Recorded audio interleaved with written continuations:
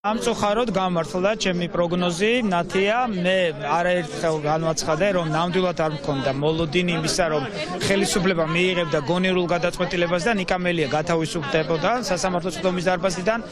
ეს რომ ასეთი დაკვეთა ქონდა მოსამართლეს მიღებული იკითხებოდა პროცესის პირველივე წუთებიდანვე იკითხებოდა ძალიან მნიშვნელოვანი რამ ასე ვთქვათ გაცხადა პროცესზე რომ 2 თვის განმავლობაში ხელისუფლებას და საქართველოს პროკურატურას დაკავებული იყვნენ ტყუილის პროპაგანდით თითქოს და ნიკამელიას ნებისმიერ დროს შეეძლო გამოსვლა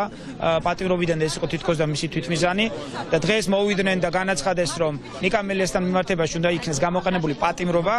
ანუ ის მითი უცხოელებთან და საზოგადოების თვალსაზრისით რომელიც თითქოს ნიკამელია თვითპატიმრობაში მიყვებოდა დაიმსხვრა მოსამართლეს რომ თავიდანვე აღნიშნული განწყობა ქონდა ეს შეეტყო იმით რომ ფაქტობრივად ყოველგვარი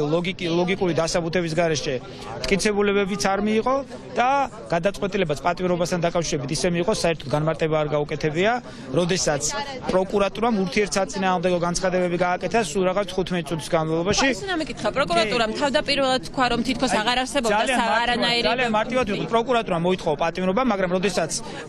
მოხდა აპელირება ნიკას მხრიდან რომ 2 თვის განმავლობაში მაშინ ამბობდა ტყუილს პროკურატურამ შეცვალა პოზიცია თქვა რომ კი ჩვენ გირაოზეც თანახმა ვართ და ვიყავით თუ კი ეს იქნება ბრალდებული სურვილი ეს კანონის ენაზე ნიშნავს რომ თუ კი სასამართლო რჩებოდა იოტის ოდენა სამართლის ჩარჩოში მას პატიმრობა არ უნდა გაეგრძელებინა იმიტომ რომ პატიმრობა უნდა გაუქმდეს ამ დროს და ნიკა უნდა გამოსულიყო სასამართლოს სხდომის დარბაზიდან მაგრამ არ აქვს მნიშვნელობა რა სიტყვა პროკურატურა რა პოზიციას დააფიქსირებდა დაცვა მოსამართლეს თავიდანვე ქონდა მიღებული დირექტივა რომ დღეს ნიკამელია უნდა დარჩენილიყო პოლიტიკურ პატიმრობაში რათა ხელისუფლებას მომავალში კონდეს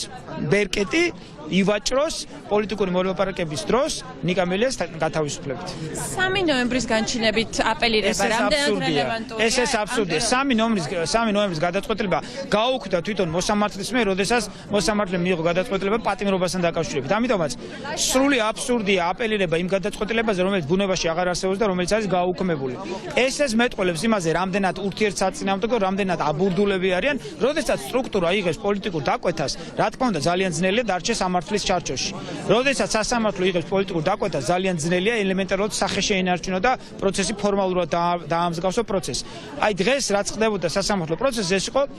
სასამართლო პროცესის იმიტაცია. და ამაზე დამეთანხმებენ ნებისმიერი იურისტი. როდესაც მოსამართლეებს ჯერობს გააგრძელოს თუ არა პატიმრობა და პროკურატურა ურთიერთგამომრიცხავ განცხადებებს აკეთებს პატიმრობასთან და გირაოსთან დაკავშირებით,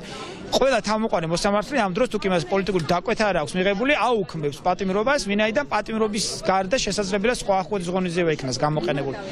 ბუნებრივია ეს ჩახნაშულა ვერ მოახერხა და გააკეთა ის რაც გააკეთა. რას აპირებთ თქვენ? ანუ ეხა 2 თვე ისე უნდა ელოდოთ ჩვენ გავავლით კონსულტაციას ნიკასთან, ჩვენ ვაპირებთ რა თქმა უნდა ბრძოლის გაგრძელებას, ბრძოლას ყოველთვის აქვს აზრი, ყველა სამართლებრივ ბერკეტს გამოვიყენებთ, თუმცა სანამ პოლიტიკური თვალსაზრისით